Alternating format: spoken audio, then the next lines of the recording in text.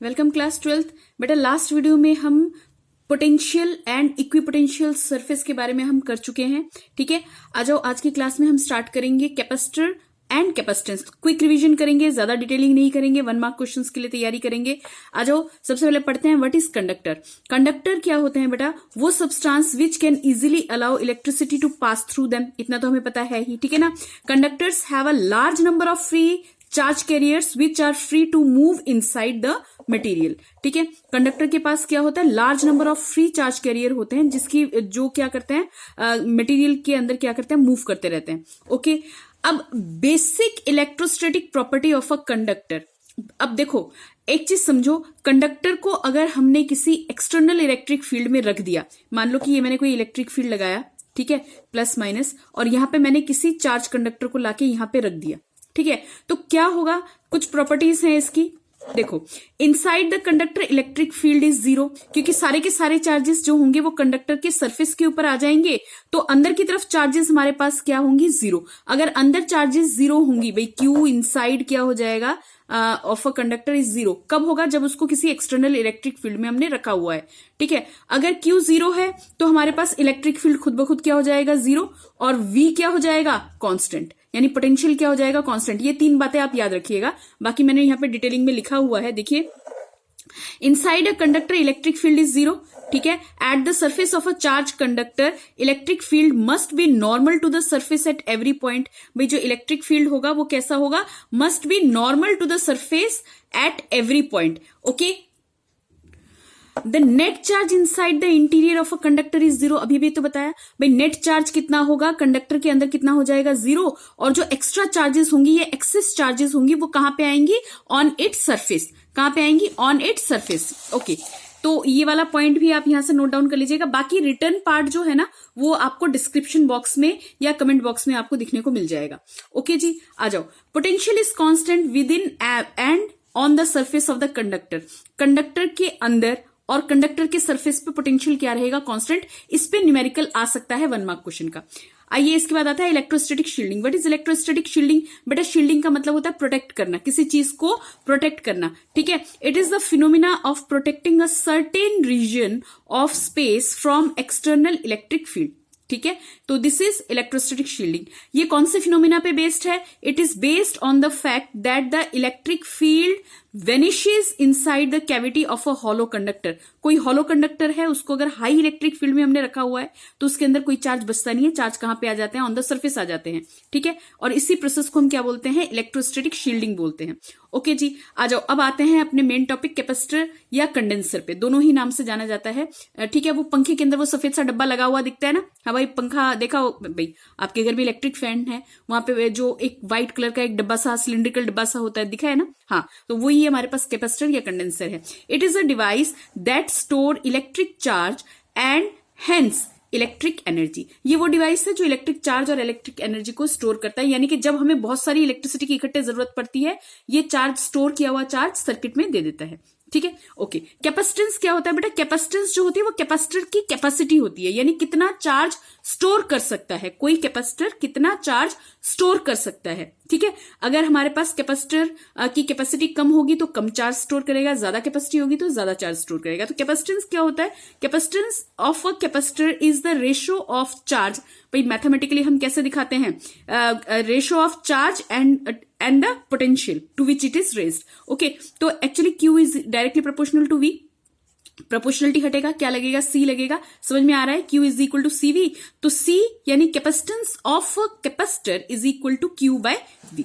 Okay, अच्छा, इसकी unit क्या होती है? फेराड। पर ये याद रखिएगा कि फेराड बहुत बड़ी यूनिट होती है, यानी कि 1 फेराड का मतलब हम अपने लाइफ में 1 फेराड कभी देख नहीं सकते, सीधी सी बात है, क्योंकि अर्थ का साइज इतना चार्ज स्टोर करने की अर्थ की ही कैपेसिटी नहीं है। देखो अभी बताती हूं, आप याद रखिए कैपेसिटी ऑफ कैपेसिटेंस या कैपेसिटी जो होता है उसको किस में मेजर किया जाता है? फेराड्स में। ठीक है, प्रैक्टिकली मिली फेराड या माइक्रो फेराड में हम फॉर्मूला आता है हमारा। ठीक है, फॉर्मूला नहीं, न्यूमेरिकल की वैल्यूज आती हैं। ठीक है, dimensional formula of a capacitance, मैंने डायमेंशनल फॉर्मूला निकालने का तरीका आपको बताया हुआ है। चार्ज का आपको पता है क्या होता है? A into T. वी का आपको मैंने लास्ट वीडियो में ही दिया है, तो इस आप डायमेंशनल फॉर्मूला लर्न मत करिएगा, निकालने का तरीका समझ लीजिएगा। डायमेंशनल फॉर्मूला है m-1 l-2 t⁻⁴ a²। Okay आ जाओ। Capacitance of a spherical capacitor of radius R. कोई अगर स्फेरिकल कैपेसिटर यानी कि इस स्फेरिकल तो आपको पता ही होगा क्या होता है स्फेरिकल, भैया ये स्फेरिकल साइज का है और इसका रेडियस क्या है आर, ठीक है। तो उसकी कैपेसिटी कितनी होगी, C is equal to 4 pi epsilon naught R. R क्या चीज है, इसका रेडियस।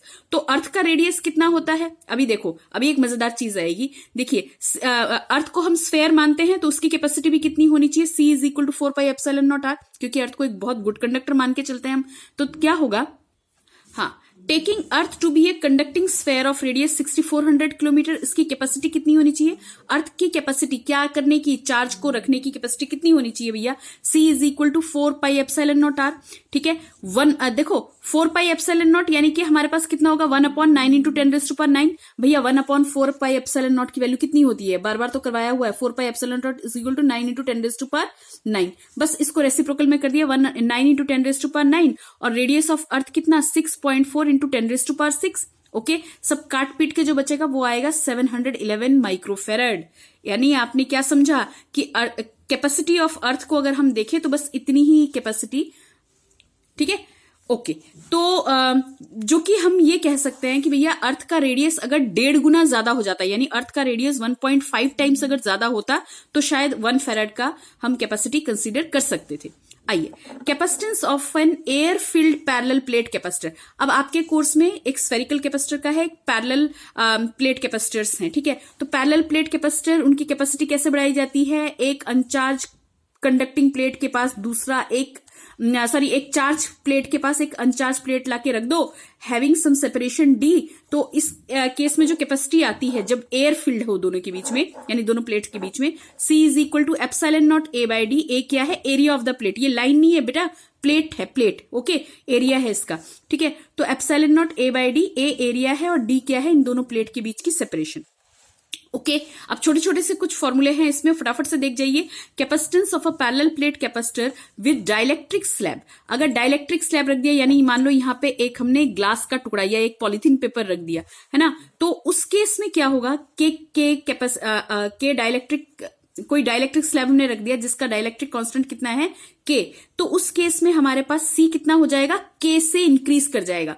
मान लो अगर air field parallel plate capacitor की कैपेसिटी 5 माइक्रोफेरेड थी और उसके अंदर हमने कोई अब क्या किया, वहां पे एक डाइलेक्ट्रिक कांस्टेंट हमने 5 रख दिया। ये मान लो कि यहाँ पे डाइलेक्ट्रिक कांस्टेंट K की वैल्यू कितनी है 5, तो नई कैपेसिटी कितनी होगी 5C0, यानी कि स्टार्टिंग में जितना था उसका 5 टाइम्स। ओके, अब देखो K को ऑलरेडी मैंने करवाया हुआ है, K या रिलेटिव परमिटिविटी कितना एप्सिलॉन आर, तो K की जगह पे तुम epsilon R epsilon naught A by D भी लिखा जा सकता है। आ जाओ, अब इसके बाद आता है कि अगर हमारे पास कैपेसिटेंस निकालना है पैरेलल प्लेट कैपेसिटर का with a dielectric slab between its plate. अगर डाइलेक्ट्रिक स्लैब हमने इंसर्ट किया और उसकी थिकनेस कितनी है, ये तो कंप्लीटली, ये जैसे यहाँ पे डाइलेक्ट्रिक स्लैब लिया ना, ये कंप्लीटली फिल्ड होगा। अगर मान लो इसकी थिकनेस क्या है हमारी काफी कम है, यानी कि D के मुकाबले T काफी कम है, उस केस में हमारे पास रिजल्ट कितना होगा, epsilon naught A D minus T, epsilon naught A upon D minus T 1 minus 1 upon K। मैं नोट्स दे दूंगी भैया, नोट से कर लीजिएगा। आ जाओ, अगर हमारे पास T की वैल्यू कम है तो capacitance of a parallel plate capacitor with conducting slab, अब कौन सा लिया हमने, कंडक्टिंग स्लैब लिया, और वो यहां पे भी हम क्या ले रहे हैं, T को D से कम ले रहे हैं, यानी कि दोनों के बीच में जो सेपरेशन है उसके बीच में ये कहीं पे फिक्स होता होगा। देखो जैसे ये है ना, ये हमारे पास इसके बीच में सेपरेशन D है, तो यहां पे हमने एक डाइलेक्ट्रिक स्लैब इंसर्ट किया हुआ है, ठीक है, जिसका थिकनेस कितना है T। ओके, कोई कंडक्टिंग स्लैब अगर हमने रखा हुआ है तो कैपेसिटी कितनी हो जाएगी, कैपेसिटी होगी epsilon naught A upon T minus D, वो 1 माइनस 1 अपॉन K वाला पार्ट नहीं रहेगा, ठीक है। अच्छा, इसी चीज को आप ऐसे भी लिख सकते हो, बहुत सी जगहों पे ऐसा लिखा मिलेगा D upon D minus T। भाई बात तो वही है, देखो D से D कैंसिल हो जाएगा, epsilon naught A upon D minus T। Okay, combination of capacitor, जैसे हम कॉम्बिनेशन ऑफ रजिस्टर्स करते थे वैसे ही हम कॉम्बिनेशन ऑफ कैपेसिटर करेंगे, यानी हमारे सर्किट में 2 या 2 से ज्यादा अगर कैपेसिटर्स हो तो क्या होगा, 2 या 2 से ज्यादा कैपेसिटर्स हो तो उसका सीरीज या पैरेलल कॉम्बिनेशन होगा, लेकिन रेजिस्टेंस या रजिस्टर्स हम जिस तरह से कंबाइन करते थे उसका उल्टा होगा। भाई उसमें सीरीज वाले में R1 R2 R3 करते थे प्लस करके, यहां पे क्या होगा, उल्टा होगा। यानी कि अगर हमारे पास कैपेसिटर सीरीज में है, सीरीज समझते हैं ना, भाई ये एक कैपेसिटर, दूसरा कैपेसिटर, ऐसे, राइट। अगर कैपेसिटर इस तरह से अरेंज है तो हमारे पास सीरीज कॉम्बिनेशन होगा, क्या लिया जाएगा, 1/C1 1/C2 और जितने भी हमारे पास कैपेसिटर्स दिए हुए हैं। जब हम सीरीज में हम कैपेसिटर्स को जोड़ते हैं तो दो चीजें ध्यान में रखनी पड़ेंगी, चार्जेस क्या रहेंगी, सेम, हर एक कैपेसिटर पे चार्ज क्या रहेगा, सेम, सिर्फ क्या डिफर कर जाएगा, पीडी डिफर कर जाएगा, potential difference across any capacitor is inversely proportional to its capacitance. Okay, अच्छा, अगर पैरेलल कॉम्बिनेशन में हमने लिया हुआ है, पैरेलल का मतलब ये कि एक कैपेसिटर मेरे पास यहाँ पे, दूसरा कैपेसिटर यहाँ पे, यानी इधर के सारे प्लेट्स को हम क्या दे दें, नेगेटिव, और इधर के सारे प्लेट्स को हम क्या दे दें, पॉजिटिव। इस तरह से अगर 50 भी लगे हुए होंगे तो भी हमारे पास पीडी क्या रहेगा, सेम, ऊपर वाले पे भी जितना पोटेंशियल डिफरेंस होगा नीचे वाले पे भी उतना पोटेंशियल डिफरेंस होगा। यहाँ पे क्या याद रखना पड़ेगा, अच्छा, ज्वाइन कैसे करोगे, डायरेक्ट ज्वाइन करोगे, C1 + C2 up to Cn। और इसमें हमें ध्यान क्या रखना पड़ेगा, हमें ध्यान ये रखना पड़ेगा कि potential difference across each capacitor will be same, PD same रहेगा, चार्ज क्या करेगा, कैपेसिटेंस का प्रोपोर्शनल होगा, भाई जितना बड़ा कैपेसिटर उतना उस पर चार्ज।